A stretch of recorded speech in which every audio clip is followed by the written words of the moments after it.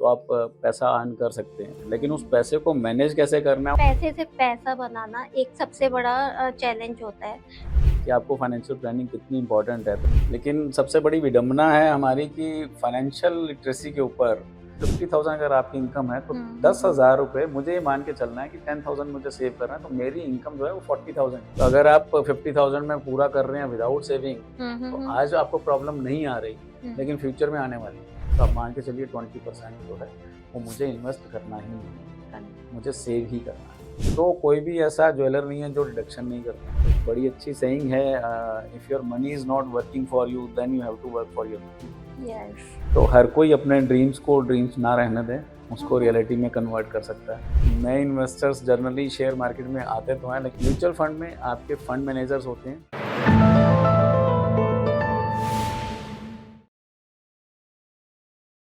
Finance एक ऐसा matter है जो हर किसी की लाइफ में बहुत इम्पोर्टेंस रखता है। आज के हमारे गेस्ट हैं मिस्टर केवल खरबंदा जी, जो कि एक फाइनेंशियल वेलनेस एक्सपर्ट और लाइफ कोच हैं और उनको ऑलमोस्ट 20 इयर्स का एक्सपीरियंस है। तो जानते हैं उनकी जर्नी के बारे में और कुछ टिप्स लेते हैं फाइनेंस से रिलेटेड उनसे। Thank you so much sir for coming here और आपने अपने बिजी शेड्यूल में से हमारे लिए टाइम निकाला, उसके लिए बहुत-बहुत thanks. Thank you very much Neha ji, आपने पॉडकास्ट के लिए इनवाइट किया, उसके लिए बहुत बहुत शुक्रिया। जी। तो सर आपकी सबसे पहले तो आप अपनी जर्नी के बारे में बताइए as a life sorry financial expert आपकी जर्नी कैसी रही अभी तक? देखिए, ये जर्नी मैंने स्टार्ट करी सन 2001 से, जी, जी। जब आईआरडीए फॉर्म हुआ था, इंश्योरेंस रेगुलेटरी बॉडी आई हुँ, थी। हुँ, हुँ, हुँ। तो तब से मैंने स्टार्ट करी। I am finance graduate, B Com करा हुआ है मैंने। जी, जी, जी। उसके बाद में मैंने from NIT I have completed my computer post graduation. Hmm, hmm, hmm. Then I did my MBA in finance and marketing. Oh! Nice. तो उसके बाद में मैंने सन 2001 से मैंने इस फाइनेंशियल सेक्टर को ज्वाइन करा। हुँ, हुँ, तो हुँ। आज लगभग मुझे 24 साल हो गए हैं इस सेक्टर में। वाओ! और तब से लेके अब तक ये जो जर्नी रही, एक ऐसी चीज़ है ये, अगर आप कुछ भी चीज़ स्कूल या कॉलेज में सीखते हैं तो आपको ये चीज़ें नहीं हुँ, सिखाई हुँ, जाती, हुँ, हुँ, हुँ। जो मैंने फ़ील किया और जो मैंने प्रैक्टिकली इन 24 सालों में सीखा, वो शायद किसी भी स्कूल या कॉलेज में हमें नहीं सिखाया जाता। तो हमें स्कूल या कॉलेज हम किस लिए करते हैं? टू अर्न मनी, हुँ, हुँ, पैसा हुँ। कमाने के लिए। जी, जी, जी। लेकिन अगर आपको पैसे को मैनेज कैसे करना है वही नहीं सीखा, हुँ, हुँ, हुँ। तो फिर मुझे लगता है आपने कुछ नहीं सीखा। कुछ नहीं कुछ। तो ये जो जर्नी मेरी रही इस 24 सालों में, मैंने सीखा कि पैसे को कमाना कैसे है, वो तो किसी भी सेक्टर में, आप किसी भी फील्ड में होते हैं, तो आप पैसा अर्न कर सकते हैं। हुँ, लेकिन उस हुँ, हुँ। पैसे को मैनेज कैसे करना है और वो पैसा आपके लिए आगे पैसा कैसे कमाएगा, हुँ, वो हुँ, हुँ। सीखना बहुत ज़रूरी है। बहुत ज़रूरी है। तो सर इसमें आप कौन-कौन से मेन पॉइंट्स हैं जो आपको लगता है कि हर एक लेमैन को पता होना चाहिए कि वो अपना फाइनेंस मेंटेन कर सके प्रॉपर उसमें? तो देखिए, सबसे ज़रूरी चीज़ है फाइनेंशियल प्लानिंग करना और सेविंग्स करना। हुँ, हुँ, ये हुँ। 2 पार्ट्स हैं। फाइनेंशियल प्लानिंग अगर आप करेंगे, बजटिंग से अगर हम स्टार्ट करते हैं, हुँ, हुँ। बजटिंग करिए, आप उसको जर्नलिंग करिए, आप अपने चीज़ों को लिखिए, अपने एक्सपेंडिचर्स को लिखिए। Hmm, hmm. So you will be able to you know save something out of it. दूसरा, अगर मैं एक छोटी-सी टिप देना चाहूँगा कि आपको सेविंग्स की हैबिट जो है वो स्टार्टिंग से ही डालनी है। जी, जी, जी। तो सेविंग्स के बिना कुछ नहीं होता, क्योंकि आपके जो भी फाइनेंशियल गोल्स हैं, फ्यूचर फाइनेंशियल गोल हैं, हुँ, जैसे हुँ, हुँ। आपकी अपनी बच्चों की एजुकेशन की बात जी, कर लें जी, हम, जी। बच्चों की शादी के लिए पैसा चाहिए हुँ, होता है, हुँ, देन हुँ। रिटायरमेंट लाइफ के लिए पैसा चाहिए हुँ, होता हुँ, है, हुँ, देन हुँ। आपको वेल्थ बिल्ड करनी है, अपना घर बनाने के लिए, गाड़ी लेने के लिए, हुँ, हुँ, फॉरेन हुँ। ट्रिप्स के लिए। हुँ। तो कोई भी चीज़ है, ये सारे हमारे फाइनेंशियल गोल्स हैं। तो हमें लॉन्ग टर्म फाइनेंशियल गोल्स बनाने हैं अपने, और उसके अकॉर्डिंगली हमें अपनी सेविंग्स को प्लान करना आना चाहिए। तो लॉन्ग टर्म इन्वेस्टमेंट के लिए आप बता रहे हैं और मतलब मनी से पैसे से पैसा बनाना एक सबसे बड़ा चैलेंज होता है, ठीक है? करेक्ट। और उसी को मैनेज करना ना लोगों के लिए सबसे टफ होता है। तो आप कुछ टिप्स दीजिए और इन्वेस्टमेंट के कहाँ-कहाँ सेक्टर्स जो है वो आप थोड़ा बताइए कि कहाँ-कहाँ इन्वेस्ट करना लॉन्ग टर्म के लिए बेनिफिशियल है? देखिए, अगर हम बात करते हैं आपके फाइनेंशियल गोल्स की, तो हुँ, मैंने जैसे पहले आपको बताया कि there are certain financial goal जिनकी हमने अभी बात करी, लाइक बच्चों की एजुकेशन के लिए, बच्चों की शादी के लिए आप देखते हैं जनरली बच्चों की शादी के लिए लोग मिडिल क्लास और लोअर मिडिल क्लास ये लोग उस टाइम पे लोन उठाते हैं। जी। तो इसका मतलब ये है कि उन्होंने फाइनेंशियल प्लानिंग करी ही नहीं, इस बारे में सोचा ही नहीं कि अभी तो 20 साल पड़े हैं, 25 साल पड़े हैं, 30 साल पड़े हैं, रिटायरमेंट लाइफ का तो कोई सोचता नहीं। आज हम देखते हैं कि 65 साल 70 साल की एज हो गई, लोग अभी भी काम पे जा रहे हैं। तो रीजन बिहाइंड दैट इज कि लोगों ने अपनी फाइनेंशियल प्लानिंग ठीक से नहीं करी है। अगर हम बच्चों को ही इस चीज़ को सिखा दें कि आपको फाइनेंशियल प्लानिंग कितनी इंपॉर्टेंट है, तो शायद जब बच्चा 20 से 25 साल के बीच में जॉब पे जाता है तो वो अगर तभी से सेविंग स्टार्ट करने की हैबिट रखेगा तो वो एक अच्छा खासा कॉर्पस हर अपने फाइनेंशियल गोल के लिए वो उसको जोड़ पाएगा और उसको इजीली उसको एंजॉय करेगा। तो retirement life means you should enjoy your life after the retirement. तो आजकल तो लोग जो फाइनेंशियली लिटरेट हैं वो तो अर्ली रिटायरमेंट की बात करते हैं कि हम 40s में 45 में कैसे रिटायरमेंट ले लें and we should enjoy our life. तो जहाँ तक बात करें आपको सबसे पहले अपने फाइनेंशियल गोल्स का पता होना चाहिए और जो गोल्स आपके बन गए उसके accordingly then you need to plan your savings accordingly. अब आप सेविंग्स किस टूल में करते हैं? डोंट पुट, पहला तो ये फॉर्मूला है हमारे फाइनेंस में जो हम सबको बताते हैं, don't put all your eggs in a single basket. तो आपको सारी इन्वेस्टमेंट एक ही जगह नहीं करनी, भले ही रिटर्न्स उसमें बहुत अच्छी आ रही हैं। दूसरा आपको जो चीज़ याद रखनी है कि इन्फ्लेशन से ज़्यादा आपका पैसा पैसा बनाना चाहिए, इंटरेस्ट उससे ज़्यादा आना चाहिए जितना इन्फ्लेशन है। मैंने ऐसे कई लोगों से मिला हूँ जिनका पैसा आज सेविंग अकाउंट में पड़ा हुआ है, 10 लाख 12 लाख 15 लाख, ऐसे कई लोगों से मिलते हैं। तो जहाँ पर सेविंग अकाउंट में आपको 2 से 3% का ही इंटरेस्ट आ रहा है और अगर आप हमारी एवरेज इन्फ्लेशन का रेट देखें तो 5.75% 6% का इन्फ्लेशन रेट है। विच मीन्स कि आपने, अगर मैं ऐसे बात करूं कि आपने एक 100 रुपये का नोट आज रख दिया और आज कोई चीज़ बाय करनी है उससे वो 100 रुपये की आ रही है, तो अगले साल वही चीज़ आपकी लगभग 106 रुपये में आएगी। तो जब आप अलमीरा से वो 100 का नोट निकालेंगे, अगर वो अलमीरा में पड़ा है तो आपको 6 रुपये पॉकेट से डालने पड़ेंगे उसी चीज़ के लिए। और अगर वो आपने सेविंग अकाउंट में रखा हुआ है तो आपको 102 रुपये मिले वहाँ से, तो आपको 4 रुपये पॉकेट से डालने पड़ेंगे। तो which means you are losing your money. तो आपको ये ध्यान रखना है कि आपका पैसा जो है वो ग्रो कैसे कर रहा है, एटलीस्ट आपके इन्फ्लेशन को तो बीट करे। आपने अभी सर हमें बताया कि क्या कहते हैं, जितना जल्दी ये फाइनेंस की नॉलेज आए लाइफ में उतना ही ज़्यादा बेनिफिशियल होता है। करेक्ट। तो कुछ टिप्स ऐसे जो छोटे बच्चों से स्टार्ट कर सकें जिससे हम अपने बच्चों को, मतलब 5-6 साल में 7 साल में बच्चों को पॉकेट मनी मिलना शुरू हो जाता है, वो सब चीज़ें होता है। आप उनके लिए कुछ टिप्स दीजिए कि वो अपने फाइनेंशियल लिटरेसी को समझ सकें वो थोड़ा। बहुत अच्छा क्वेश्चन किया आपने नेहा जी। देखिए आजकल एजुकेशन सिस्टम बहुत बहुत स्ट्रांग हो चुका है वैसे तो, और स्मार्ट क्लासेस अक्सर सारे स्कूल्स में शुरू हो गई हैं। लेकिन सबसे बड़ी विडंबना है हमारी कि फाइनेंशियल लिटरेसी के ऊपर कोई भी स्कूल में कोई भी ऐसा कोर्स नहीं है। तो बच्चा कहाँ से सीखेगा?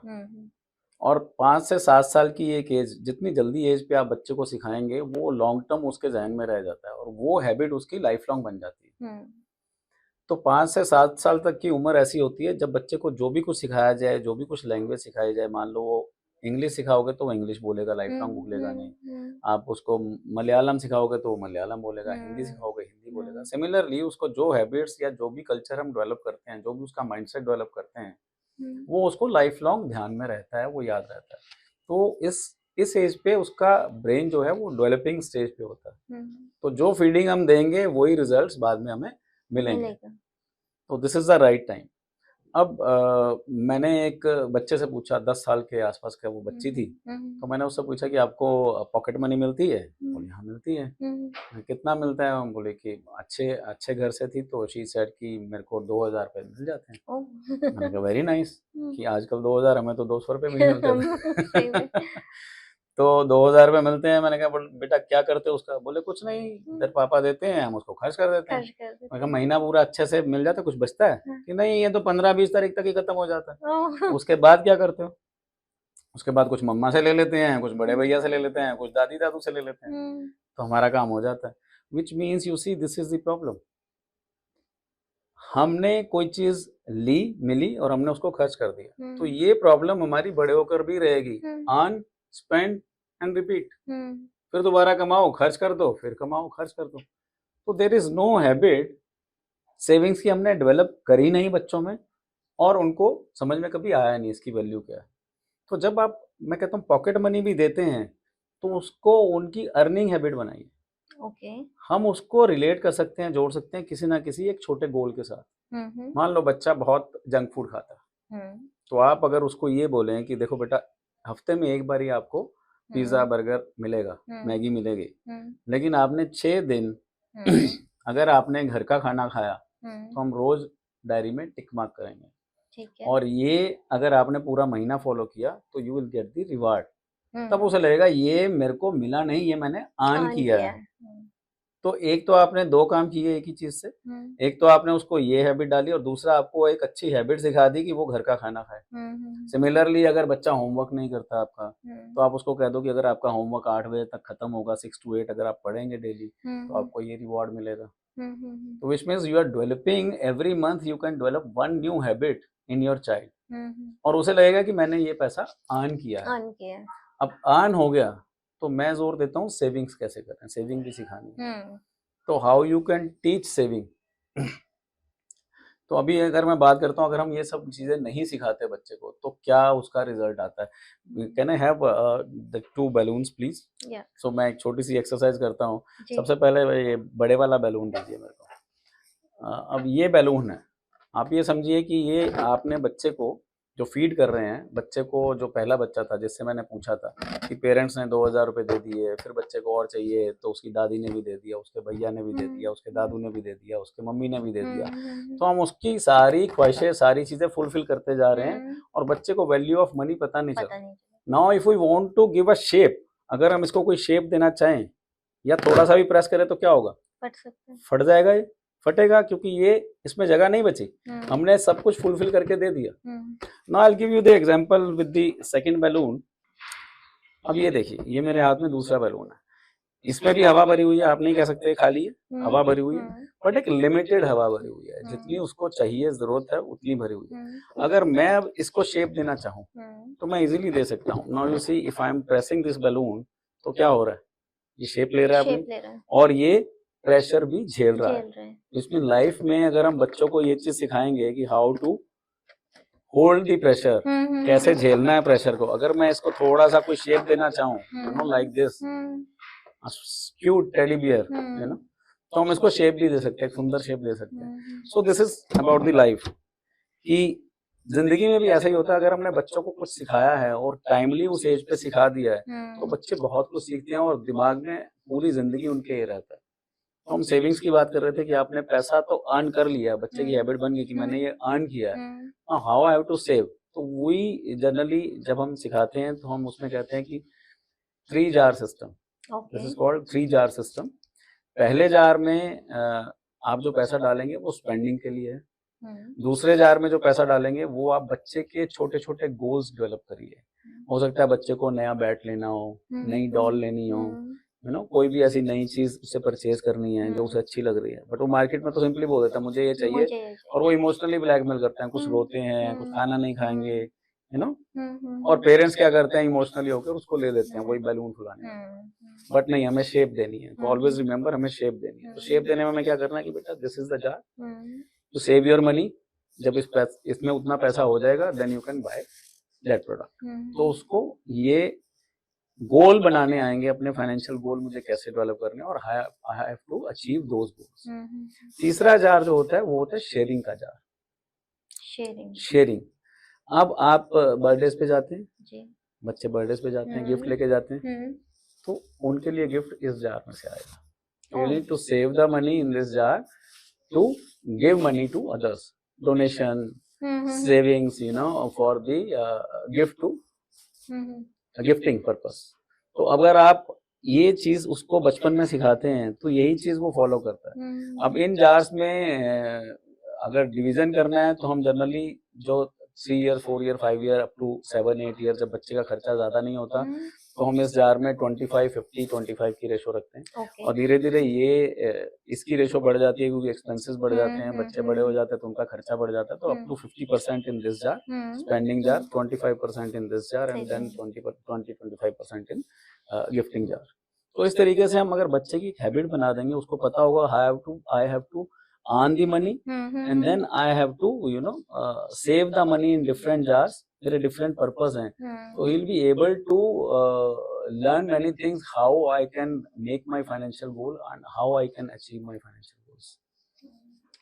एक्चुअली मेरे लिए अर्निंग वाला और सेविंग वाला कॉन्सेप्ट तो मैंने अपने बच्चों को सिखाया है। मतलब शुरू से उनके पास एक गोल रहता था कि if you are doing this activity then you will be earning this much points, और फिर हम आपको ये जो भी उनका टारगेट रहता था। बट मेरे पास मुझे मेरे लिए शेयरिंग वाला जो कॉन्सेप्ट है ना, that is new for me.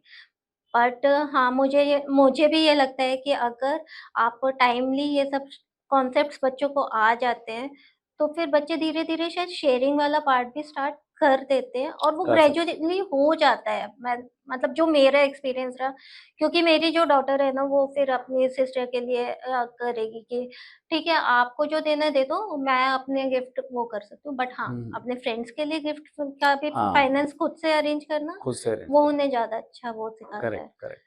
और उससे वैल्यू फॉर मनी भी पता चलती है कि मैंने इतना सेव करा है और फिर मेरे को हाँ। टाइम लगेगा सेव करने, तो उसकी value for money, value of money उसको समझ में आती है कि नहीं, पैसे को ऐसे ही खर्च नहीं करना, बेकार नहीं करना। अदरवाइज तो बच्चे जनरली आपको पॉइंट आउट करते हैं कि मुझे ये चाहिए, they don't look at the tag price. हाँ, तो यहाँ पर उन्हें टैग प्राइस भी समझ में आएगा कि नहीं, ये अगर गिफ्ट 500 रुपीज का आ रहा है तो मेरे उसमें बकेट में 500 रुपीज नहीं 400 है, तो आई नीड टू सेव 100 मोर अगर मुझे 500 का गिफ्ट भी देना है। तो उनको वैल्यू ऑफ मनी समझ में आता है उससे। ये तो बिल्कुल बेसिक चीज हुई जो कि हम बच्चों को सिखा सकते हैं, अर्ली एज में सिखा सकते हैं। करेक्ट। बट जब वो लोग कॉलेज गोइंग होते हैं, ठीक है, और फाइनेंसेस को थोड़ा और अच्छे से समझने लगते हैं, तो उस ड्यूरेशन से लेके उनकी मैरिज तक का, क्योंकि हर स्टेज पे फाइनेंस के एक गोल्स आपने बोला कि सेट करने चाहिए, तो उस वो जो यंगस्टर्स वाली वो होता है, ड्यूरेशन होता है जो लेट्स से कि 16 और 17 ईयर्स से स्टार्ट होके और फिर आपका 25-26 ईयर्स तक के जो एज ग्रुप होता है, उनको क्या क्या फाइनेंस के लिए किस तरह से लिटरेट कर सकते हैं और क्या उनको टूल्स लेने चाहिए, यूज करने चाहिए अपने फाइनेंस टूल्स। देखिए, अच्छा क्वेश्चन है ये भी। जनरली 16-17 साल तक बच्चा जो है वो स्कूल में होता है, उसके बाद वो कॉलेज में आ जाता है, तो बिहेवियर भी चेंज हो जाता है, फ्रेंड्स भी चेंज हो जाते हैं, कल्चर भी बदल जाता है, उसके एक्सपेंडिचर्स भी बढ़ जाते हैं और हम उसके हिसाब से उसकी पॉकेट मनी भी इंक्रीज करते हैं। तो बकेट्स तो वही रहेंगे आपके, बिकॉज अगर उन्हें जाना है पार्टीज में जाना है तो वो बकेट उन्हें वैसे ही लॉन्ग टर्म गोल वाली यूज करनी पड़ेगी। देन अगर उन्हें गिफ्ट देने हैं, बर्थडेज भी ज्यादा होंगे, गिफ्ट भी देने हैं, तो every time if you are asking मुझे 2000 रुपए दो, मुझे बर्थडे पे जाना है, तो नहीं। आप उसकी पॉकेट मनी इंक्रीज कर सकते हैं, बट उसकी हैबिट्स को सेम रखना पड़ेगा, बकेट्स को सेम रखना पड़ेगा। बकेट्स में परसेंटेज को हम फर्क कर सकते हैं, अगर 3 से 5 साल का है तो पहली बकेट 25% की थी, हम उसको 50% तक लेके आ सकते हैं। एंड सेकंड बकेट जो है वो फ्यूचर गोल्स हैं, तो उसमें हम 30% एंड गिफ्ट वाले में 20% कर सकते हैं। तो वी कैन 50-30-20 वाला रूल हम यहाँ पे कर सकते हैं, बट सिस्टम वही रहेगा। इसके ऊपर कुछ बच्चे अर्निंग स्टार्ट कर देते हैं, ट्यूशन पढ़ाना स्टार्ट कर देते हैं अर्ली स्टेज पे। जी जी। तो उनके लिए मैं कहना चाहूंगा कि अर्ली स्टेज पे अगर वो सेविंग्स स्टार्ट कर देते हैं, तो वो एक अच्छी हैबिट है, वो पेरेंट्स को वो सिखाना चाहिए उनको, how you can save money for a longer period for your future goals. तो जैसे मैंने भी अपने बच्चों को यही चीज सिखाई और उससे मैंने देखा कि काफी फायदा भी होता है। जो पॉकेट मनी हम देते थे उसमें से मैंने सिर्फ 1000 रुपीज की SIP स्टार्ट करवाई। हाँ, तो 1000 रुपए की SIP अगर एक बच्चा करता है और ये सोच के करता है कि मेरे को ये पैसा नहीं चाहिए, मीन्स जो भी मुझे पॉकेट मनी अगर उस टाइम पे 4000 या 5000 मिल रही है, तो मैं उसमें से 1000 रुपीज कम मान के चलता हूँ, और 1000 रुपीज अगर आप उसमें से सेव कर रहे हैं for next 20 year if you are saving that amount, तो आपने साल में सिर्फ 12000 जोड़ा, 20 साल में 2,40,000 जोड़ा। लेकिन आपको वो जो टोटल अमाउंट बनेगा, कंपाउंडिंग इम्पैक्ट आएगा। आप देखिए म्यूचुअल फंड में जो रिटर्न्स आ रही है पिछले 20 ईयर्स की एवरेज की मैं बात करता हूँ, तो इन एनी केस 12% की एवरेज रिटर्न मिनिमम, इससे ऊपर ही आती है। अगर हम वो भी मान के चलते हैं तो योर मनी विल बी 2,40,000 के अगेंस्ट 10 लाख रुपए हो जाएंगे आपके पास। गुड, आपने अभी नाइस। तक कोई जॉब भी स्टार्ट नहीं करी, you are hmm, hmm, saving out of your pocket money, या हुँ। कभी दादी नानी हुँ, हुँ, हुँ, मामी हुँ, आपके हुँ। बर्थडे पे कुछ ऐसे फंड्स मिल जाते हैं, आप हुँ, इजीली सेव कर हुँ, सकते हैं हुँ, उसको। हुँ, हुँ, तो 10-15 हज़ार तो साल के ऐसे ही मिल जाते हैं। If you hmm, have a habit to save that money, hmm, hmm. And जब अगर आप उसको फ्यूचर गोल के साथ अलाइन कर देते हैं, you know, you will buy car और hmm, you will buy hmm. Your own house और हुँ, हुँ, व्हाटएवर, हुँ, हुँ, तो बच्चे को भी अच्छा लगता है और फ्यूचर में ये पैसा उसके काम में भी आता है। बस एक ही माइंडसेट होना चाहिए, मुझे लॉन्ग टर्म के लिए इन्वेस्ट करना है, मुझे विथड्रॉ नहीं करना। आप देखिए कि he can take even early retirement also. Best जो सबसे पहला टूल जो स्टार्टिंग कर सकते हैं, वो म्यूचुअल फंड्स, एसआईपीज़, ये हाँ, फर्स्ट डेफिनेटली। वो टूल रहेगा। हाँ, आपका क्या थॉट प्रोसेस है for the policies, life insurance और मेडिकल इंश्योरेंस पॉलिसी? देखिए 2 चीज़ें ज़रूरी हैं, एक अर्निंग्स हुँ, और एक फैमिली प्रोटेक्शन। हुँ, अब इफ आइल मैंने जब बात करी तो आपको मैंने कहा फाइनेंशियल गोल्स, अपने फ्यूचर फाइनेंशियल गोल्स बनाने ज़रूरी हुँ, होते हैं हुँ, और उसके अकॉर्डिंगली हमें सेविंग करनी है ताकि हम उन फाइनेंशियल गोल को अचीव कर सकें। हुँ, हुँ, तो अगर मैं बच्चों की एजुकेशन का गोल बना रहा हूँ तो डेफिनेटली 15 से 20 साल के बीच का गोल होगा वो। हुँ, मिनिमम। और उसके बाद अगर मैं उनकी शादी का गोल बना रहा हूँ, हुँ, है ना, जब बच्चे अभी पैदा हुए या हुँ, छोटा है 1 साल का, हुँ, तो 25 साल का गोल बनाएँगे, हुँ, 25-27 हुँ, साल बाद, आज की हुँ, डेट में तो 25 से प्लस ही करके शादी प्लस ही करते हैं। होता है, हाँ। तो 25 साल का गोल रहेगा, hmm, that hmm, is a long term goal. Hmm, हुँ, अब ये तब एप्लीकेबल होगा जब आप हैं। अगर मान लो फॉर एग्ज़ाम्पल मैंने आज स्टार्ट किया कि मेरे को 20 साल बाद बच्चे की एजुकेशन के लिए या शादी के लिए 25 साल बाद एक एक्स अमाउंट चाहिए, हुँ, हुँ, एंड मैंने एक वाई अमाउंट हर साल जोड़ना शुरू किया। हुँ, चाहे म्यूचुअल फंड में डालना हुँ, स्टार्ट हुँ, किया, चाहे मैंने इक्विटी में डालना स्टार्ट किया, हुँ, या मैंने प्रोविडेंट फंड लिया, या हुँ, मैंने बैंक एफडी ली, जी, जी, व्हाटएवर, जी। हुँ, that is depending upon my risk appetite also. हुँ, हुँ, तो उसके बारे में हम बात करेंगे। हुँ, हुँ, तो समझना ये है कि मैं जब हूँ, हुँ, तभी तो फॉर एग्ज़ाम्पल अगर मैं 1 लाख रुपए साल का सेव कर रहा हूँ, हुँ, तो मैं 20 साल में 20 लाख रुपए सेव करूँगा और उसके ऊपर इंटरेस्ट मिला के 40, 50, 60 लाख जो भी मेरा फ्यूचर गोल है, हुँ, हुँ, फाइनेंशियल गोल है, और जो मैंने टूल यूज़ किया है हुँ, उसको अचीव हुँ, करने के लिए मेरे पास उतना पैसा आएगा। हुँ, लेकिन what if I am not there, hmm, मेरे साथ कुछ मिसहैपनिंग हो गई हुँ, और मैं हुँ, नहीं हूँ, हुँ, तो भी वो फाइनेंशियल गोल मेरा अचीव हो जाए, यहाँ पर जो काम में आता है वो आती है इंश्योरेंस। ओके। तो सबसे पहले इंश्योरेंस में कैसे चलना चाहिए हमें, सबसे पहले we talk about the term plan. Term plan. तो term plan is pure risk cover plan, हुँ, जो कि आपकी ह्यूमन लाइफ वैल्यू का 20 टाइम मैक्सिमम कंपनीज अलाउ करती हैं। Okay. Which mean if I am earning 1 lakh rupees per month, हुँ, हुँ, तो 12 लाख रुपए मैं साल का अर्न करता हूँ, हुँ, तो हुँ, मेरी ह्यूमन लाइफ वैल्यू जो हुई वो हुई 2,40,000। This is the thumb rule. हुँ, हुँ, ठीक। तो 2,40,000 रुपए की, 2,40,00,000 की इंश्योरेंस जो है वो मेरे को मिल कंपनी जाएगी। दे सकती है। हुँ, हुँ, अब आइडिया क्या है मेरे को 2 करोड़ या 2.5 करोड़ की इंश्योरेंस लेने का, कि वो पैसा अगर मेरी डिमाइस के बाद में मेरे नॉमिनी को मिलता है, हुँ, वो पैसा अगर वो बैंक में भी रख देते हैं, हुँ, क्योंकि हुँ, उन्हें तो इतनी फाइनेंशियल, मैंने आपको बात करी, हुँ, फाइनेंशियल लिटरेसी नहीं है इंडिया हुँ, में, हुँ, तो जनरली सबसे सेफ क्या लगता है, पैसा आया उसको बैंक एफडी करवा दो, और उससे रिटर्न कितनी बनती है, लगभग वो 6 साढ़े 6% कट कटा के आपको हाथ में आता है, which means you are getting exactly the same amount, 12 lakh रुपए आपको मिलेंगे 2 करोड़ के अगेंस्ट। तो अगर 2 करोड़ की इंश्योरेंस ली है तो 12 लाख रुपए आ जाएंगे, which means definitely emotional loss तो होगा फैमिली को, but there is no financial loss,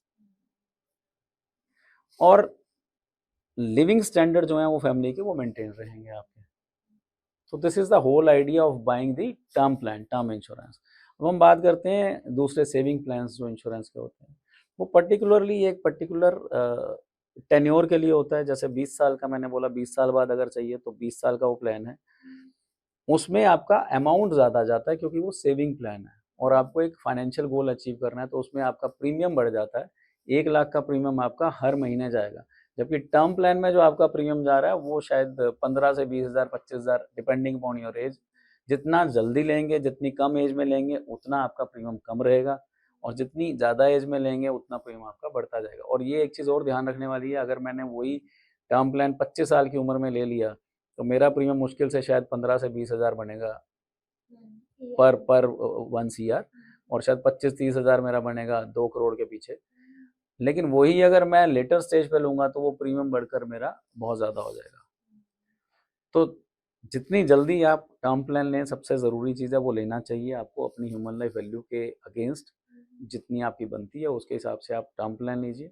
और secondly I will suggest you can go for the savings plan.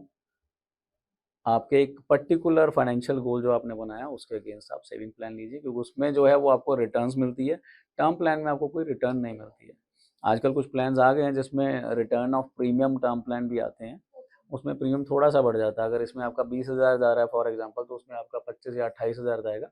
But at the end of the tenure अगर आपने 30 साल तक का लिया है वो प्लान, तो 30 इयर्स के बाद में आपको वो पैसा जो भी आपने टोटल दिया था वो लगभग उतना पैसा आपको वापस मिल जाता है। सर, इंडिया में फाइनेंशियल लिटरेसी का स्टेटस क्या है और उसको ठीक करने के लिए क्या-क्या टिप्स आप देंगे?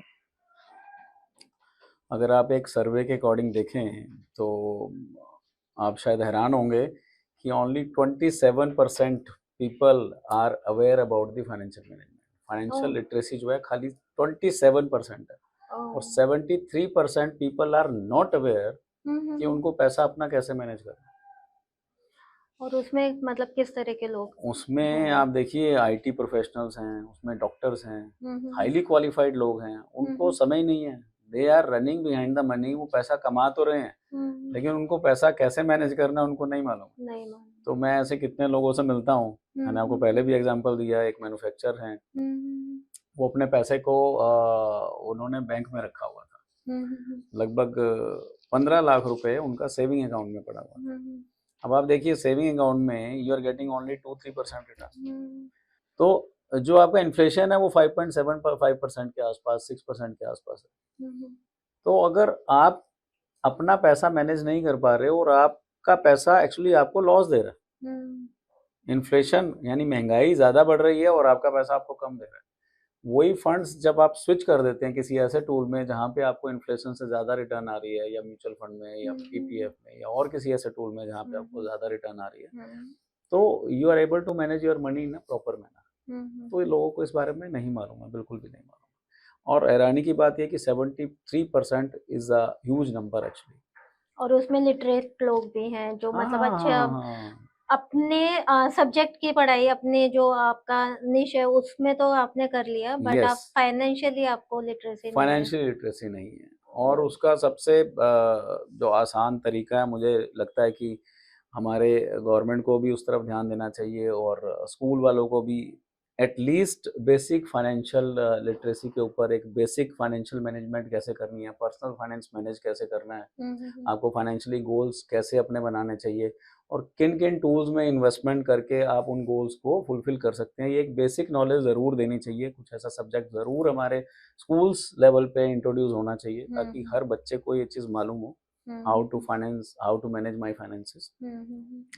दूसरा, जितने भी कॉर्पोरेट्स हैं उनको ये इनिशिएटिव लेना चाहिए कि हम कॉर्पोरेट्स में एटलीस्ट इसके ऊपर फाइनेंशियल लिटरेसी के ऊपर हम कोई ना कोई ऐसे सेशंस करवाएं, हुँ, ज़रूरी हुँ, सेशंस हुँ, करवाएं हुँ, थ्रू दी फाइनेंशियल एक्सपर्ट्स, हुँ। कि जिससे उनको पता चले कि हमें हमारे फाइनेंशियल गोल्स क्या हैं क्या है? और how we can achieve those goals, और हमारा पैसा जो कहीं पे भी या तो अलमीरा में पड़ा हुआ है या बैंक के सेविंग अकाउंट में हुँ, पड़ा हुआ हुँ, है, और हुँ। जो हम लॉस कर रहे हैं उस लॉस से बच सकें। हुँ, हुँ। तो ऐसा कॉर्पोरेट्स को भी इनिशिएटिव लेना चाहिए अपने यहाँ पे सेशंस कराने का। और तीसरा, आपने जैसे बहुत अच्छा इनिशिएटिव आज लिया हुआ है, तो हमारे दर्शक जो थैंक यू देखेंगे सर। कुछ उनको होपफुली कुछ नॉलेज मिलेगी, जी, कुछ वो जी, गेन जी। करेंगे, और definitely we are always there hmm, to hmm, help hmm. Them. हुँ, हुँ। तो ऐसे पॉडकास्ट के ज़रिए आजकल सोशल मीडिया बहुत एक्टिवली पार्टिसिपेट कर रहा है, हुँ। तो लोग देखेंगे तो उससे भी उनको काफ़ी हेल्प मिलती सबसे मेन जो माना जाता है ना, जब भी कोई किसी से भी बात करो तो एक सबसे मेजर जो टूल यूज़ करते हैं, वो कहते हैं शेयर मार्केट, है। हुँ, हुँ। ठीक है? आप नए इन्वेस्टर्स को कौन-सा टूल ज़्यादा प्रेफ़र करने को बोलेंगे, शेयर मार्केट और म्यूचुअल फंड्स में से? नेहा जी, बहुत अच्छा क्वेश्चन किया है।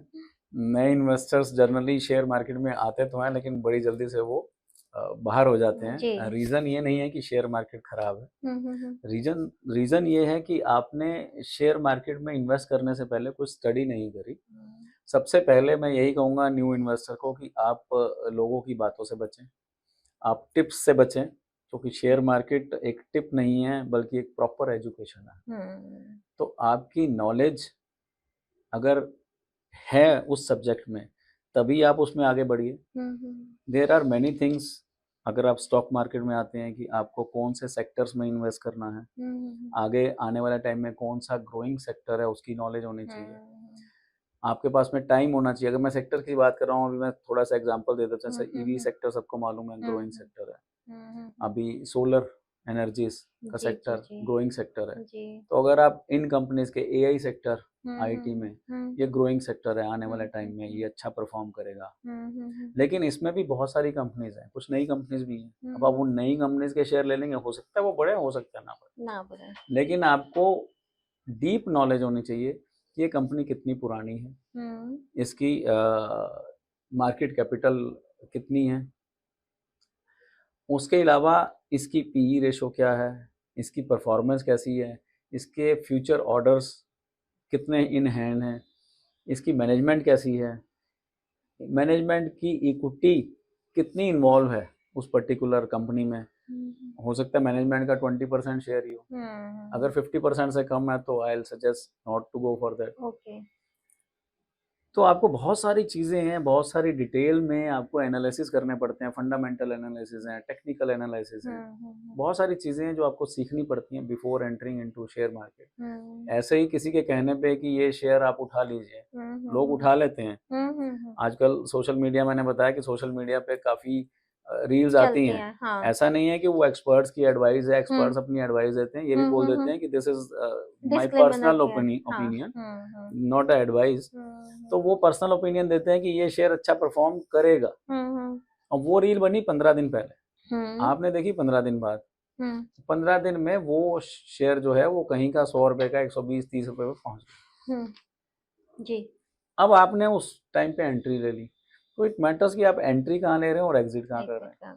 तो मैं टिप्स में यही देना चाहूँगा, सबसे पहले तो आप नॉलेज लीजिए, उसके बाद आप जब इन्वेस्ट करते हैं तो आप स्पेसिफिक सेक्टर, स्पेसिफिक कंपनी, किसमें आप पूरे फंडामेंटल उसके टेक्निकल एनालिसिस करने के बाद कीजिए। तीसरा, आप ट्रेडिंग मत कीजिए, आप उसमें इन्वेस्टर बनिए, लॉन्ग टर्म ओके इन्वेस्टर बनिए, ओके क्योंकि ऐसे बहुत से एक्सटर्नल फैक्टर्स भी आ जाते हैं, जैसे वॉर, जैसे बजट आता है तो उस टाइम पे थोड़ी C share up market down में होता हलचल है होती है। तो पॉलिटिकल कभी इलेक्शंस आ जाते हैं और उसमें जो लीडिंग पार्टी है, जो अभी रूलिंग पार्टी है, वो कम आती है या उसके वोट्स कम आते हैं, तो उस वजह से भी मार्केट पे इम्पैक्ट आता है। इम्पैक्ट तो ऐसे कई एक्सटर्नल रीजंस आ जाते हैं, शॉर्ट टर्म या लॉन्ग टर्म रीजन, जिसकी वजह से आपकी शेयर मार्केट इम्पैक्ट करती है। तो आप अगर इन्वेस्टर हैं, लॉन्ग टर्म परव्यू है आपका मार्केट में रहने का, तो आपको कोई नुकसान नहीं होगा। और पहली चीज, आप नॉलेज के साथ में आपने इन्वेस्ट किया, आपको मालूम है फंडामेंटल स्ट्रांग है, टेक्निकल स्ट्रांग है, एवरीथिंग इज स्ट्रांग। ये मार्केट के एक्सटर्नल फैक्टर्स इम्पैक्ट कर रहे हैं, जो कि ज्यादा टाइम नहीं रहेंगे, and ultimately I will get the benefit out of it. तो इन्वेस्टर हमेशा पैसा कमाएगा, ट्रेडर पैसा लूज कर सकता है। तो don't be a trader, be a investor. दूसरा, अगर हम बात करें म्यूचुअल फंड्स की, तो विजा विज अगर आपकी नॉलेज नहीं है, आपके पास टाइम नहीं है एनालिसिस करने का, स्टडी करने का, तो बेस्ट वे है आप म्यूचुअल फंड में इन्वेस्टमेंट करिए। म्यूचुअल फंड में आपके फंड मैनेजर्स होते हैं, they are highly qualified. Company ने उन्हें अपॉइंट इसीलिए किया है कि वो जो स्टडी मैंने जो अभी सारी डिटेलिंग मैंने बोली, वो उससे भी डीप डिटेलिंग करते हैं और फिर उसमें इन्वेस्ट करते हैं। तीसरा, वो किसी एक कंपनी में इन्वेस्ट नहीं करते। आप mutual fund is a combination of many companies. आप एक कोई भी म्यूचुअल फंड लेते हैं, there are generally 3 kind of mutual funds. One is large cap, one is mid cap, one is small cap. Although इसके अलावा भी इंडेक्स फंड होते हैं, सेक्टोरियल फंड्स होते हैं, हम इतनी डिटेल में नहीं जाएंगे। तो बेसिक अगर मोटा मोटा देखें तो हमने 3 फंड्स ले लिए, large cap, mid cap, small cap. तो लार्ज कैप वो फंड्स होते हैं जिसमें सारी लार्ज कैप कंपनीज आती हैं, विच मीन्स इनकी मार्केट कैपिटलाइजेशन जो है वो आपका 20,000 करोड़ से अबव की है। ओके। और top 100 companies, then 101 company to 250 companies mid cap companies हो जाती हैं, जो 5,000 करोड़ टू 20,000 करोड़ की। और उसके नीचे आ जाती हैं सारी स्मॉल कैप कंपनीज, जो 251 प्लस जो भी कंपनीज है नीचे, वो सारी स्मॉल कैप कंपनीज में जिनकी 5,000 करोड़ से कम की मार्केट कैपिटलाइजेशन है।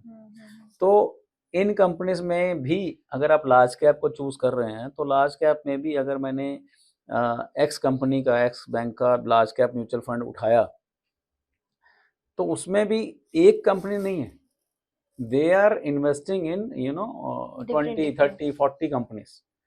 तो आपका जो एक 100 रुपया जो इन्वेस्ट हुआ है उसमें, वो लगभग 30, 40, 50 कंपनी में डाइवर्सिफाइड है। तो आपका रिस्क डाइवर्सिफाई हो गया उसमें। और दूसरा, आपको सुबह शाम देखना नहीं पड़ा, दिल की धड़कनें कम ज्यादा नहीं हुई, फंड मैनेजर बैठा हुआ है आपके फाइनेंसिस को मैनेज करने के लिए। एंड तीसरा, उसके ऊपर एक कंपनी का प्रेशर है, म्यूचुअल फंड कंपनी का, जिन्होंने हायर किया हुआ है on a very high salaries, कि जिनका काम ही एनालिसिस करके उस फंड में आपकी इन्वेस्टमेंट को डालना। एक एक फंड का अगर आप फंड वैल्यू देखेंगे, फंड AUM देखेंगे, जिसको हम एसेट अंडर मैनेजमेंट कहते हैं उस फंड का पर्टिकुलर, वो किसी में 20,000 करोड़ है, 30,000 करोड़ है, 35,000 करोड़ है। तो एक एक फंड का AUM इतना, विच मीन्स कि they are giving good returns. और हम देख ही रहे हैं, पिछले 20 साल की एवरेज देखें तो 12% से ज्यादा की बात कर रहे हैं। तो they have to maintain that, तभी लोगों का इतना ट्रस्ट बिल्ड है, तभी उसमें 20,000 करोड़, 30,000 करोड़ लोगों का पैसा इन्वेस्ट है, और भी फ्यूचर में और भी आएगा। तो this is the best way you can invest in mutual funds. और आप इस सारे झंझट से, अपनी स्टडी से, एनालिसिस से आप दूर रह सकते हैं। But if you can invest time, तो स्टॉक मार्केट आपके लिए अच्छा है। तो डाइवर्सिफाई करिए, और डाइवर्सिफिकेशन चाहिए तो डेफिनेटली म्यूचुअल फंड को मैं ज्यादा नंबर देता हूँ इसमें। ओके।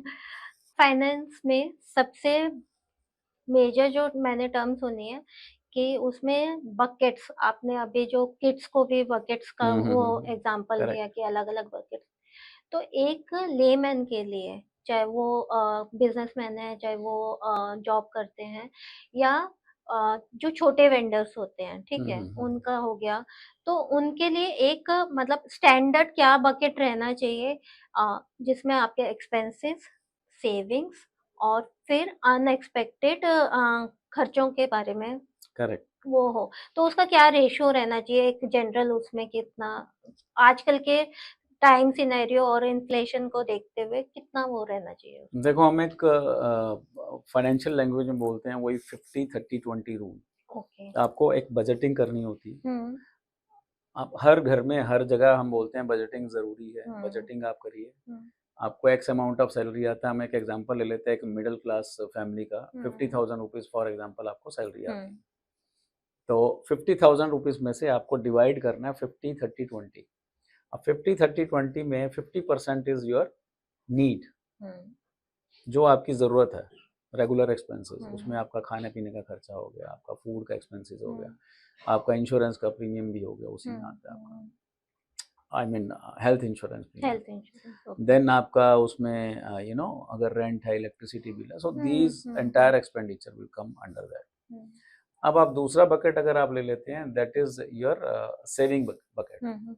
तो इसमें आप सेव करते हैं फॉर योर, जिसको हम ये कह लेते हैं कि आपके वांट्स हैं, हमारी luxuries, entertainment, movie, trip, travel, ये सारा हमारा वांट्स में आ गया। ऑल्दो अगर 50% में इधर काम नहीं चल रहा, तो we can increase this budget, but हमें कोशिश करनी चाहिए 50% वाला पहला बजट रहे, तो ताकि मैं इसको एंजॉय कर सकूं लाइफ को। और उसको हम कितने तक लेके जाना चाहिए? 50 मतलब कोई तक हमें रोकना चाहिए।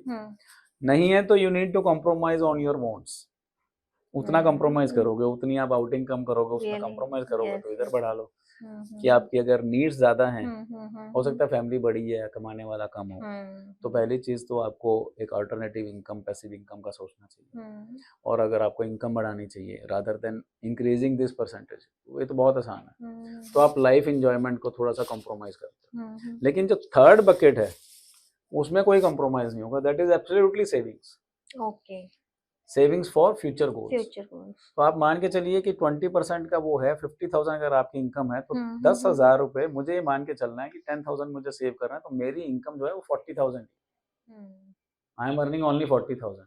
अगर मुझे वो कम पड़ रहे हैं, तो I need to earn more through some part time, या फैमिली में कोई और कंट्रीब्यूट करे, तो I need to plan that.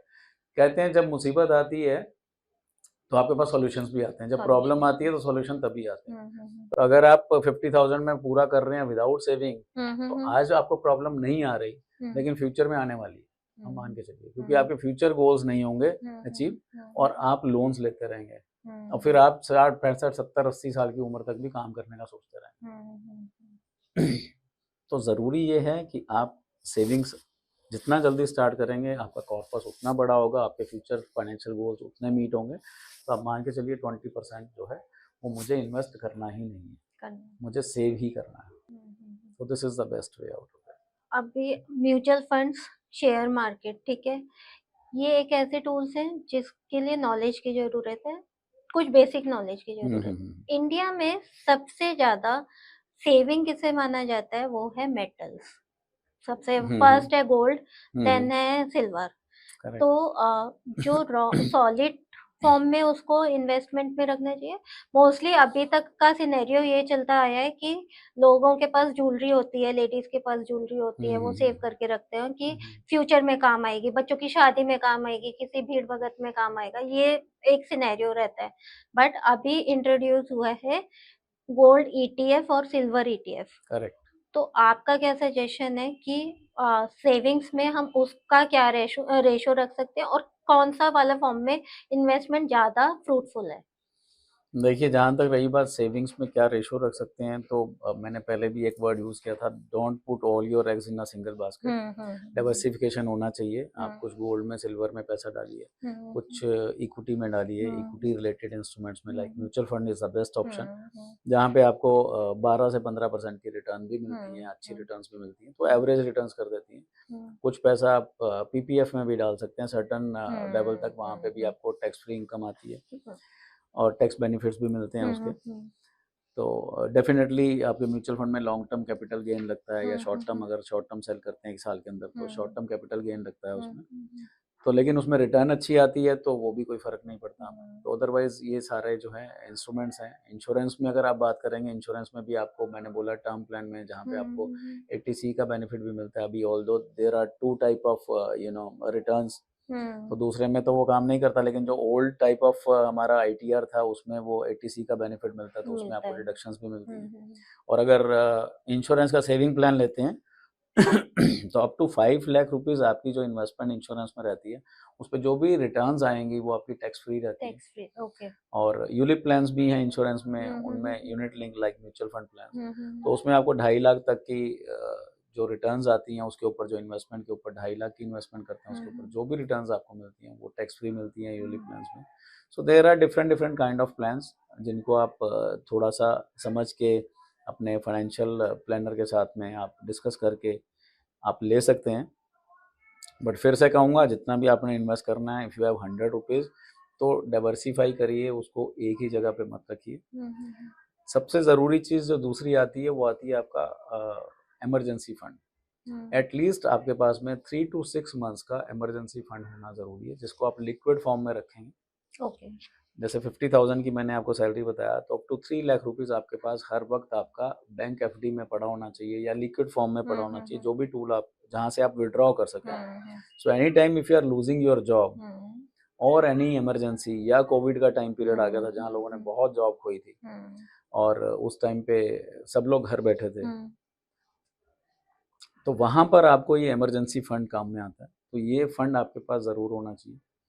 और इसके अलावा आपने पूछा था कि कैसे हम उसको मैनेज करें, कहाँ पे हमें इन्वेस्ट करना चाहिए। देयर आर डिफरेंट टूल्स जहाँ पे आप इन्वेस्ट कर सकते हैं, जैसे मैंने आपको बताया। गोल्ड ईटीएफ और वो सिल्वर ईटीएफ। गोल्ड ईटीएफ की जहाँ तक बात करें, तो गोल्ड ईटीएफ और सिल्वर ईटीएफ में, जब आप गोल्ड की बात करते हैं, तो गोल्ड जो आप परचेज करते हैं, वो आपकी एक इमोशनल परचेज है। फीमेल्स को जनरली, ये फीमेल से रिलेटेड क्वेश्चन है।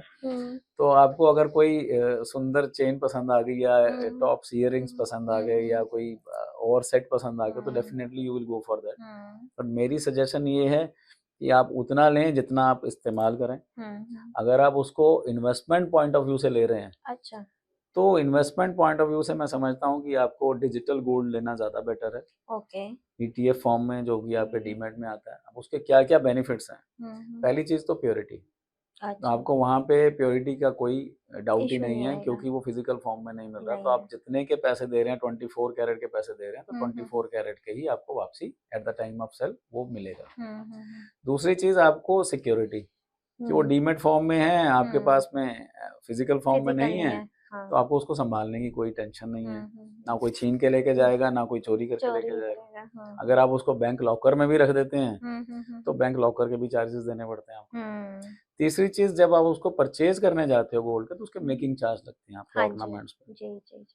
तो वो आपके बच जाएँगे। हुँ, चौथी चीज़, जब आप सेल करने जाओगे, हुँ, तो कोई भी ऐसा ज्वेलर नहीं है जो डिडक्शन नहीं करता। हुँ, वो लगभग 10% तक वो काट लेता है, तो हुँ, आप उस लॉस से बच जाओगे। हुँ, तो ये हुँ, सारी चीज़ें देखते हुए my suggestion is you should go for digital form. हुँ, हुँ, हुँ, अब ये चीज़ अवेलेबल है, और एक चीज़ और है हमारे पास में, अगर लॉन्ग टर्म के लिए कोई 8 साल के लिए इन्वेस्टमेंट करना चाहते हैं हुँ, उससे हुँ, ज़्यादा, हुँ, तो एसजीबी करके गोल्ड बॉन्ड आते हैं, गवर्नमेंट के गोल्ड बॉन्ड है ये। ओके। आप उस गोल्ड बॉन्ड में अगर इन्वेस्ट करते हैं, तो आपकी मार्केट वैल्यू पे ही मिलता है और मार्केट वैल्यू पे ही सेल होता है, हुँ, बट हुँ, हुँ। 2.5% उसके ऊपर इंटरेस्ट अलग से मिलता है। ओह! नाइस। तो 8 साल का उसमें लॉक इन पीरियड रहता है to hmm, get hmm, hmm, this interest, तो हुँ, आप हुँ, उसमें भी इन्वेस्ट कर सकते हैं, हुँ, हुँ, हुँ। और ईटीएफ तो है ही।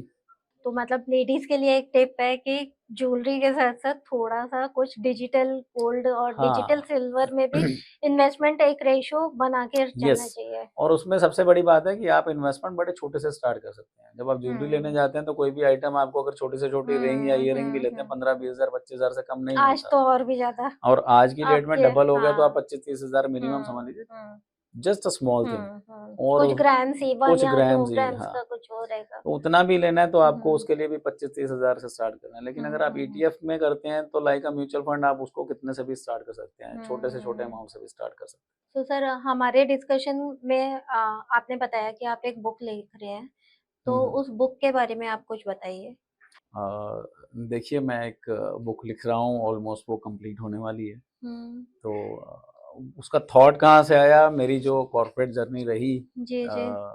सिंस 2001 मैंने आपको बताया था, जो हुँ, मेरी हुँ, हुँ। कॉर्पोरेट जर्नी रही, तो उस जर्नी में मैं काफ़ी ऐसे लोगों से मिला, इंस्पायरिंग लोगों से मिला, हुँ, हुँ। जिन लोगों ने बड़े एक स्मॉल लेवल से स्टार्ट किया और बहुत बड़ी अचीवमेंट्स हासिल करी, और कुछ ऐसे लोगों से भी मिला जिन लोगों ने फैमिली का बिजनेस मिला बहुत बड़ा, और उसको बिल्कुल हुँ। ख़त्म कर दिया, खत्म और कर यू नो रोड पर आ गए। हुँ, हुँ, तो हुँ। मुझे लगा कि ये जर्नी जो है वो बड़ी डिफ़िकल्ट, इतनी ईज़ी भी नहीं है और इतनी डिफ़िकल्ट भी नहीं है। हुँ, हुँ। ज़रूरत है एक प्रोसेस की। अगर एक सिस्टम हमारे पास है, तो ये बुक लिखने के पीछे मेरा जो मकसद था वो यही है। The book name is convert your dreams into reality. तो हर कोई अपने ड्रीम्स को ड्रीम्स ना रहने दें, उसको रियलिटी में कन्वर्ट कर सकता है।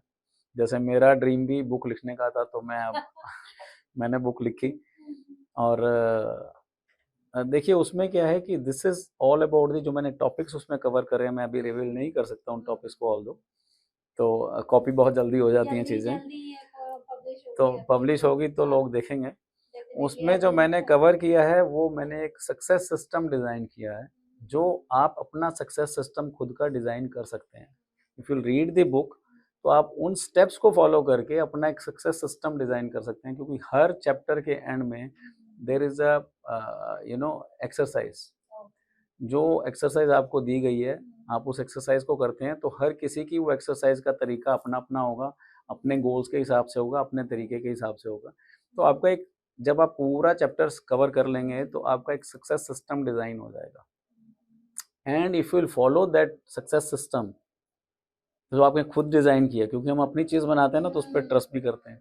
तो जो आपने अपनी चीज़ बनाई है, तो आप उसको फॉलो भी करेंगे। तो जब आप फॉलो करेंगे, तो definitely it will lead to the success, and hopefully you are going to achieve your, fulfil your dreams. तो सर आप डिफरेंट वो कॉर्पोरेट्स में ट्रेनिंग लेते हैं। आप और भी बहुत सारी ट्रेनिंग्स देते हैं। आपकी एक कंपनी भी है सक्सेस माइलस्टोन्स करके। उसमें क्या-क्या प्रोग्राम्स हैं? आप उसके बारे में थोड़ा कुछ हमारे ऑडियंस को बताइए। जी, बेसिकली ये एक ट्रेनिंग कंपनी है, हुँ, हुँ, हुँ। और हम लोग इंडिविजुअल ट्रेनिंग्स, कॉर्पोरेट ट्रेनिंग्स करते हैं। हुँ। आपने देखा होगा जनरली जो ट्रेनिंग कंपनीज़ हैं, वो आपको पर्टिकुलर एक सब्जेक्ट के ऊपर ट्रेन करती हैं। या तो माइंडसेट है, या फाइनेंशियल बिहेवियर है, हुँ, हुँ। या how to balance work life balance. तो ये जो बनाने का हमारा प्राइम मोटिव है, हुँ। इसको हमने नाम दिया 360 डिग्री लाइफ ट्रांसफॉर्मेशन, ओके। जिसमें it's a combination of practical training, scientific hmm, training, hmm. And spiritual training. Oh! Nice. तो इसमें जो सब्जेक्ट रखे गए हैं, वो सबसे पहले माइंडसेट।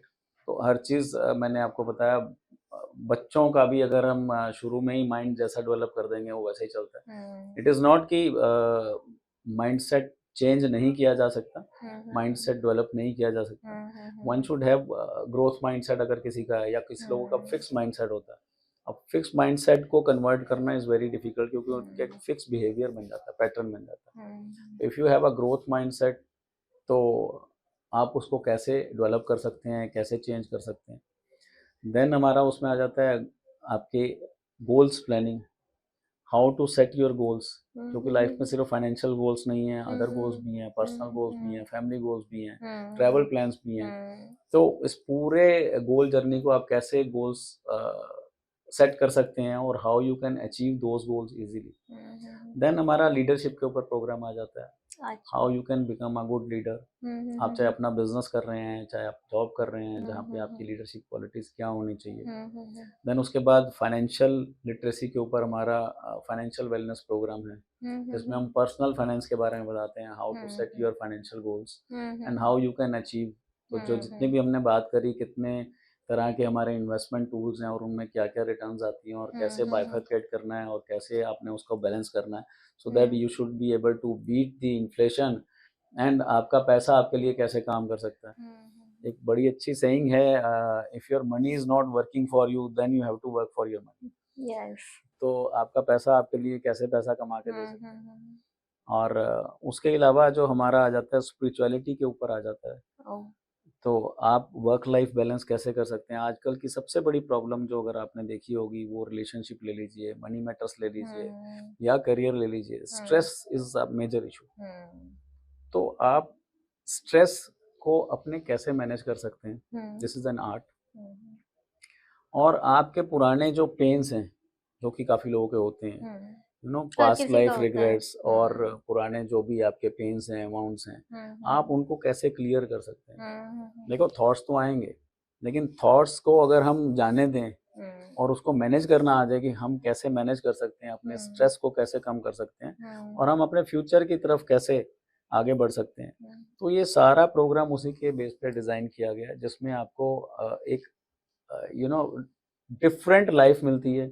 आप किसी और शेप में आएंगे और आप किसी और शेप में बाहर निकल के जाएंगे। तो ये उस तरह का प्रोग्राम डिजाइन किया गया है सबके लिए। और this is that's why we called it as a 360 degree life transformation. Life के सारे एस्पेक्ट्स को आप मतलब एड्रेस किया एड्रेस उसमें। करते हाँ, हो। ओके। एंड कुछ आप टेक्निक्स बताएंगे उसमें, क्या क्या टेक्निक्स आप यूज करते हो, या टूल्स क्या क्या यूज करते हो। देखो, प्रैक्टिकल सेशंस रहते हैं उसमें हमारे, थ्योरेटिकल कम रखते हैं, प्रैक्टिकल ज़्यादा रखते हैं। और सबसे पहले हम लोग थॉट प्रोसेस को चेंज करते हैं। आपका जो सोचने का पैटर्न है, सबसे पहले उसको बदला जाता है। क्योंकि अगर आपका माइंडसेट वैसा बना हुआ है, यू नो, एक फिक्स पैटर्न उसमें है, तो वो फिक्स पैटर्न आपको हमेशा नीचे खींचेंगे लाइफ में, वो आपको आगे बढ़ने नहीं देंगे। तो अगर उन पैटर्न्स को चेंज कर देते हैं, आपकी सोच को बदला जा सकता है, और वो बदला जा सकता है, यू नो। तो कुछ प्रैक्टिकल ट्रेनिंग्स रहती हैं हमारी, जिससे कि आप उनको चेंज कर सकते हैं। दूसरा, फिर आपको जो प्रॉब्लम है लाइफ में, जो चीज़ें तंग कर रही हैं, हम जर्नलिंग कराते हैं उसमें कि क्या ऐसी प्रॉब्लम्स हैं, just write down those problems. Everybody is, you know, is facing some और अदर प्रॉब्लम इन लाइफ। किसी को रिलेशनशिप की है, किसी के फैमिली में कुछ इश्यूज चल रहे हैं, किसी की लाइफ में फाइनेंशियल इश्यूज चल रहे हैं, बच्चों को स्टडीज को लेके बच्चों की स्टडीज को लेकर है। तो जो भी चीज़ आपको परेशान कर रही है लाइफ में, हम लोग जर्नलिंग कराते हैं कि आप लोग वो सारी चीज़ें लिख दीजिए। अच्छा। और एक एक करके हम प्रैक्टिकल वे में उसको एड्रेस करते हैं, और उसके तरीके बताते हैं कि कैसे उन प्रॉब्लम्स को आप रिजॉल्व कर सकते हैं। तो जब आप पूरे प्रोग्राम को अटेंड करके बाहर निकलते हैं, तो आप एक बिल्कुल डिफरेंट पर्सनैलिटी बन जाते हैं, and then you will be having that art in you. आप दूसरों को भी सिखा सकते हो। तो ये सिर्फ कॉर्पोरेट्स के लिए है, या बेसिकली आप किसी भी मतलब कोई भी आपको अप्रोच कर सकते हैं for this training. Anyone, individuals के लिए भी है, कॉर्पोरेट्स के लिए भी है। कॉर्पोरेट्स के लिए हम लोग यू नो उनकी नीड के अकॉर्डिंगली हम कोर्सेज भी डिजाइन करते हैं। ओके। जिसको कस्टमाइज कोर्सेज कहते हैं, कि उनकी नीड अगर particularly, you know, leadership group के लिए है, तो लीडरशिप ऐसा नहीं है कि हम उसमें बाकी चीज़ें ऐड नहीं करते, डेफिनेटली हम वो भी ऐड करते हैं, बट एक पर्टिकुलरली अगर लीडरशिप के ऊपर कोर्स बनाना है तो वो हमारे पास में वो सारे कोर्सेज भी हैं जो हम पर्टिकुलर नीड बेस्ड कोर्सेज जिसको बोलते हैं, लेकिन इंडिविजुअल के लिए हम लोग ये सारी चीज़ें ऐड करते हैं बिकॉज ये सारी चीज़ें बहुत ज़रूरी हैं लाइफ में। So, sir, as we are around end of this conversation, आप कोई फाइनल टिप्स बताइए व्यूअर्स के लिए जो कि एक लेमैन भी यूज करके अपना थोड़ा फाइनेंस को मैनेज कर सके। देखिए मैं जो कुछ टिप्स देना चाहूँगा वो यही है कि आप सबसे पहले बजटिंग करिए, ओके। बहुत ज़रूरी है। दूसरा 50-30-20 रूल फॉलो कीजिए जो मैंने बताया। 50-30-20 rule is very important for everyone. तीसरा, आप एटलीस्ट 20% अपनी इनकम का आज से ही सेविंग स्टार्ट कर दीजिए। जितना जल्दी आप करेंगे उतनी फ्यूचर लाइफ आप अपनी अच्छी बनाएंगे। चौथा, आपको जो इन्वेस्टमेंट करनी है वो ध्यान रखना है कि उस टूल में करनी है कि आप कम से कम इन्फ्लेशन को बीट करें ताकि आपका पैसा कम ना हो, एक साल बाद आपका पैसा ग्रो करे ना कि कम हो। नेक्स्ट जो आपको ध्यान रखना है इन्वेस्टमेंट करते हुए वो ये देखना है कि मैं इन्वेस्ट कर रहा हूँ तो मेरे को अगर नॉलेज नहीं है तो शेयर मार्केट से दूर रहें, और अगर नॉलेज है, टाइम है तो डेफिनेटली यू कैन डू। और इसके बदले आप म्यूचुअल फंड जैसे हमने बताया वो एडवाइजेबल है या और अदर टूल्स हैं। और सबसे ज़रूरी चीज़, आपको फैमिली प्रोटेक्शन पे बिल्कुल 100% ध्यान देना है। आपके गोल तभी अचीव होंगे जब आप हैं। In case of some mishappening तो हम अपनी फैमिली को प्रोटेक्शन कैसे दे पाएंगे? Through the term plan. आपका एक तो वो होना चाहिए, दूसरा आपके पास हेल्थ इंश्योरेंस ज़रूरी होना चाहिए। तो ये 2 चीज़ें आप ज़रूर शामिल करिए। अगर आप इस सब को फॉलो कर लेते हैं तो मेरे ख्याल से काफ़ी हद तक आपकी लाइफ सॉर्टेड हो जाती है। और अपने फाइनेंशियल गोल्स पहले ज़रूर बनाइए, लॉन्ग टर्म गोल्स कि आपको कितना पैसा कितने टाइम बाद किस काम के लिए चाहिए, और उसके अकॉर्डिंगली आप अपनी इन्वेस्टमेंट्स को प्लान कीजिए। सो इस एपिसोड में हमने बहुत सारे टॉपिक्स पे बात किया, जिसमें से मोस्ट इम्पॉर्टेंट जो रहा वो रहा किड्स को कैसे, यंग जनरेशन को कैसे फाइनेंस को मैनेज करना आना चाहिए बहुत अर्ली स्टेज से, ठीक है। और बाकी जो हमारा 50-30 और 20 वाला रेशो बकेट को हमें कैसे मैनेज करना चाहिए फाइनेंस के लिए, फाइनेंस को मैनेज करते time. So thank you so much sir, आपने हमें इतने अच्छे टिप्स दिए। और डेफिनेटली जो इसमें सबसे जो मेजर जो रोल है वो है कि यंग एज में अगर इंडिया के बच्चे ही अपना फाइनेंस मैनेज करना सीख जाते हैं तो डेफिनेटली जो लिटरेसी रेट अभी इतना कम है, 27 फाइनेंशियल है वो बढ़ लिटरेसी जाएगा। वो बढ़ जाएगा। और आई थिंक कि उसमें हम लोगों का जो कन्वर्सेशन है वो और एक कुछ डेफिनेटली अच्छा इससे जो है रोल इंडिया प्ले की करेगा। ग्रोथ में भी काफ़ी हेल्प मिलेगी। जी जी, अगर पढ़ेगा इंडिया तभी फाइनेंशियल बढ़ेगा। उसके, तभी बढ़ेगा या इंडिया। तो ये फाइनेंस वाले रोल में भी, पार्ट में भी यही इम्प्लीमेंट होता है कि पढ़ेगा, फाइनेंस लिटरेसी जितनी फाइनेंस बढ़ेगी उतना लिटरेसी ही ज़्यादा उतना इंडिया बढ़ेगा। ग्रो करेगा। हाँ, thank you so much sir for coming and giving us this insights. Thanks for that. Thank you very much Neha ji, thank you so much for inviting once again, thank you very Thank you. Much.